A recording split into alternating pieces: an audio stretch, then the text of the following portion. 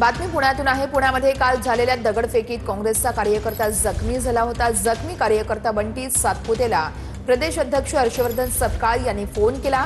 जखमी काँग्रेस कार्यकर्ता बंटी सातपुतेला 5 टाके पडल्याचंही कळतंय। सपकाळांच्या वक्तव्यानंतर पुण्यात काँग्रेस भवनासमोर मोठा तणाव निर्माण झाला होता। महापौर मंजुषा नागपुरे यांच्यावरती गुन्हा दाखल पाहिजे, नाहीतर सत्याग्रह आंदोलनाला बसणार असं बंटी सातपुतेंनी म्हटलंय। सपकाळांचा फोन आला होता? हो आला होता ना। काय म्हटलं?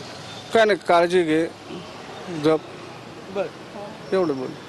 आता काय मागणी आहे तुमची? कारवाई कोणावरती झाली पाहिजे? शहराध्यक्ष धीरजी घाटे आणि पुण्याचे प्रथम नागरिक जे आहेत, ऍक्च्युली पुण्याच्या प्रथम नागरिकांना या आंदोलनामध्ये यायचा अधिकार नाही।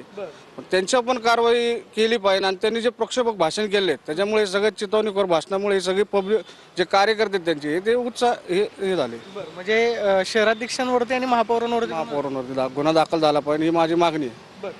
जर गुन्हा दाखल झाला नाही त्या दोघांवरती तर मग काय? तीव्र आंदोलन करणार मी कमिशनर ऑफिस बसे सत्याग्रहाचं आंदोलन करत बसणार।